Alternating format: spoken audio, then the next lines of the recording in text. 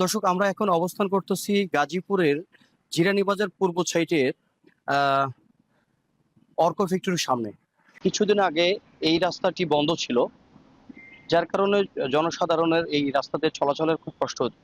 আমরা দেখেছি যখন বৃষ্টি হতো তখন সাধারণ মানুষ এদিকের জলবদ্ধতার মধ্যে হাইওয়ে রাস্তাতে চলাচল করতো।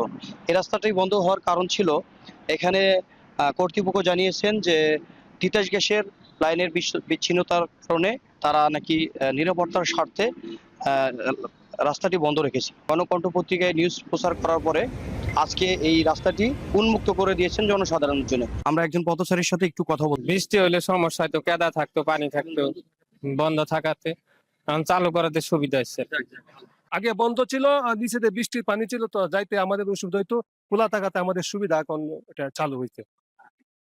আগে মনে করেন যে বৃষ্টি হলে এই রাস্তাটা ডুবে থাকতো, ঠিক আছে।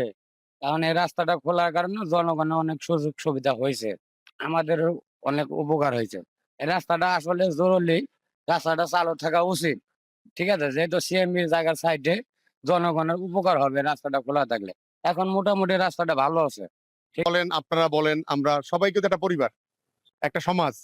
এবং আমরা আগেও যেটা করেছিলাম সেটা কিন্তু ব্যক্তি স্বার্থী না, জনগণের কল্যাণে। কারণ আমি এখান থেকে হাঁটবো বা এখান থেকে আমারও তো একটা নিরাপত্তার দরকার আছে।